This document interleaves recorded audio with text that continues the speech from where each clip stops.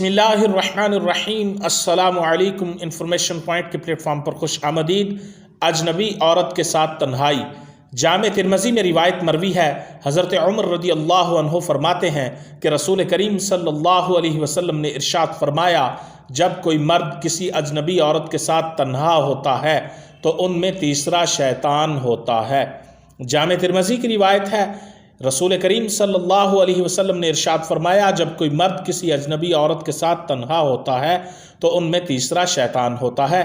مفتی احمد یار خان نعیمی علیہ الرحمہ اس حدیث کی تشریح میں لکھتے ہیں کہ جب کوئی آدمی اجنبی عورت کے ساتھ تنہائی میں ہوتا ہے، خواہ دونوں کیسے ہی پاک باز ہوں اور کسی مقصد کے لیے جمع ہوں، شیطان دونوں کو برائی پر ضرور ابھارتا ہے اور دونوں کے دلوں میں ہیجان ضرور پیدا کرتا ہے، خطرہ ہے کہ زنا واقع کرا دے۔ اس لیے ایسی خلوت سے بہت احتیاط چاہیے، گناہ کے اسباب سے بھی بچنا چاہیے۔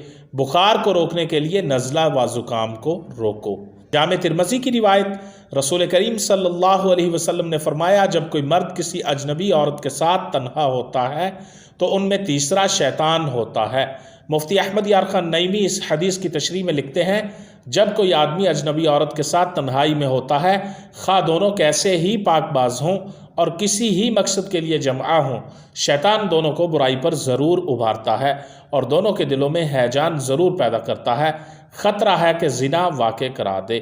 اس لیے ایسی خلوت سے بہت ہی احتیاط چاہیے، گناہ کے اسباب سے بھی بچنا چاہیے۔ بخار روکنے کے لیے نزلہ و زکام روکو۔